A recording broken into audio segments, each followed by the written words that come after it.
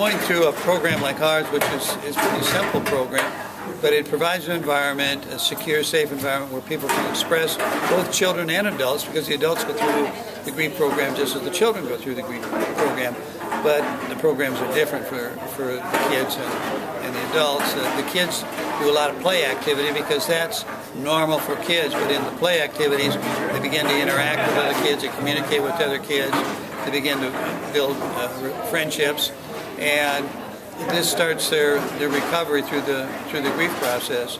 I feel, meeting many of our children who have gone through our program, it builds very, very strong character in these children. And as they go through life, situations that some people may feel are horrendous problems, these kids don't even view it as a problem.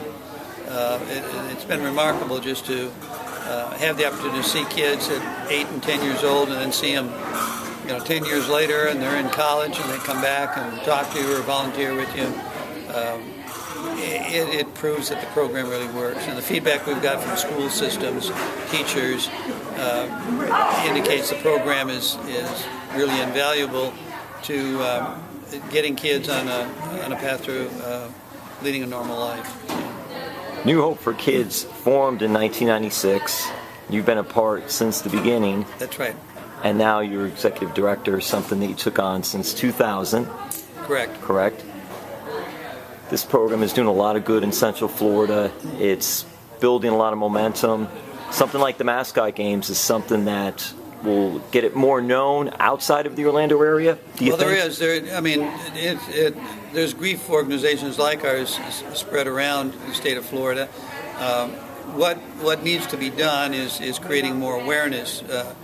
Death is a condition or a situation or an occurrence that people don't want to address unless they're old and they're ready to pass on. But young people, that's the furthest thing from their mind, and when it does happen, it's a devastating shock, and nobody seems to know what to do. The clergy don't know what to do. They can bring their Bibles out and talk from Bible scripture, but they really don't know how to handle and work with families. And we do know how to work with these families, and we've been very successful. And we're aligned with other organizations like ourselves across the country. We are in frequent contact, sharing ideas, asking when we've got questions or facing a problem issue, getting a perspective from someone else that may have addressed that particular problem or issue.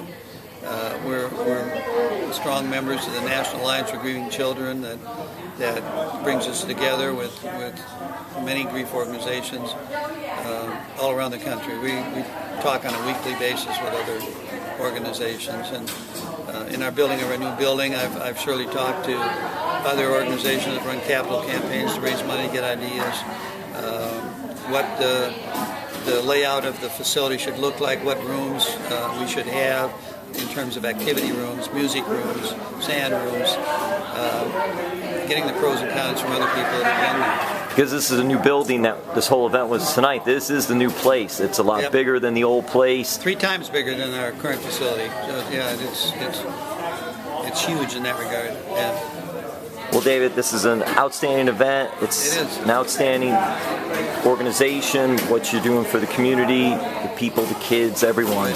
So just keep doing what you're doing, and thank you for your time. And we appreciate any exposure we get to the media, that we can create more awareness in the community. I'll tell you, 6% of children will lose a parent by the time they're 16 years of age. That's a fact based on census records. And 3/4% of children approximately will lose a sibling by the time they're 16 years of age.